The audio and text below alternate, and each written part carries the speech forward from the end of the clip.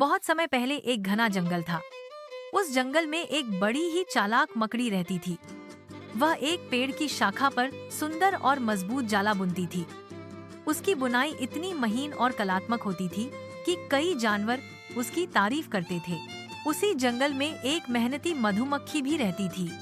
वह रोज सुबह सुबह उड़ती और दूर दूर तक फूलों से रस इकट्ठा करके अपने छत्ते में शहद भरती। मधुमक्खी अपने काम में इतनी व्यस्त रहती कि उसे किसी से बातचीत करने की भी फुर्सत नहीं मिलती। एक दिन मकड़ी अपने जाले में बैठी थी और अपने काम पर बहुत गर्व महसूस कर रही थी। तभी मधुमक्खी वहाँ से उड़ती हुई गुजरी। मकड़ी ने उसे रोका और कहा, अरे मधुमक्खी बहन, जरा रुको। मैं कब से देख रही हूँ, तुम दिन रात उड़ती रहती हो। क्या फायदा इतनी मेहनत करने का? मधुमक्खी मुस्कुराई और बोली, मैं शहद इकट्ठा करती हूँ ताकि मेरे परिवार को खाना मिल सके। मेहनत ही मेरा धर्म है।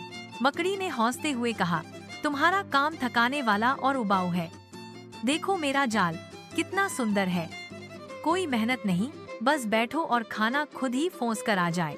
मधुमक्खी ने विनम्रता से उत्तर दिया, तुम्हारा जाल सच में सुंदर है, लेकिन तुम दूसरों को फौंस आकर खाना पाती हो।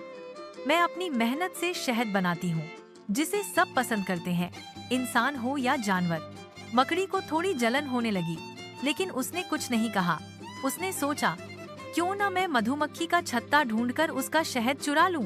अगले दिन जब मधुमक्खी अपने काम पर गई थी, मकड़ी चुपचाप उसके छत्ते के पास गई। जैसे ही उसने शहद चुराने की कोशिश की, मधुमक्खियों का एक झुंड वहां आ पहुंचा और मकड़ी को चारों तरफ से घेर लिया। मकड़ी डर गई और बोली, माफ कर दो, मैं बस देखना चाहती थी कि तुम इतना शहद कैसे इकट्ठा करती हो।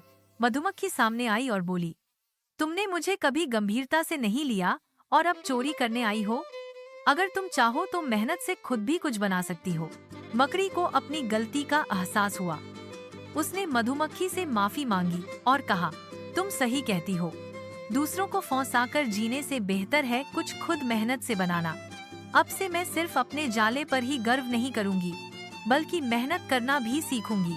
उस दिन के बाद मकड़ी ने केवल शिकार पर निर्भर रहना कम कर दिया और पेड़ों के पत्तों पर छोटे छोटे जाल बनाकर कला के रूप में उन्हें सजाने लगी। जंगल में सब उसकी कला की सराहना करने लगे और मधुमक्खी से उसकी अच्छी दोस्ती भी हो गई।